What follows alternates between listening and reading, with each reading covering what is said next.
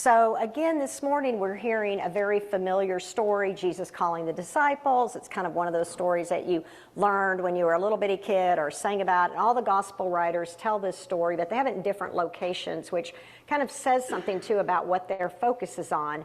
But again, the earliest people who heard this, they were not bombarded with images and their lives weren't filled with all kinds of things to read. And so when they heard this story, they would have thought of 1 Kings 19, where Elijah is calling Elisha, where someone is calling someone else to replace them. That would have been in their head.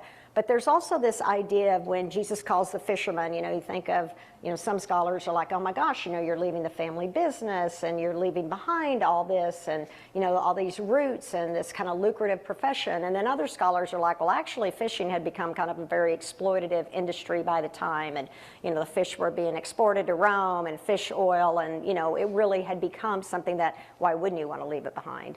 But no matter what, the gospel writer, Mark, is really not focusing on James and Andrew and Peter and Simon. He is following, he is James and John and Peter and Andrew. He is focusing on Jesus' actions as the one who is calling. So hear God's word in this word. As Jesus passed along the Sea of Galilee, he saw Simon, who would be called Peter, and his brother Andrew casting a net into the sea, for they were fishermen. And Jesus said to them, follow me, and I will make you fish for people. And immediately, people are always in a hurry in Mark's gospel, immediately they left their nets and followed him.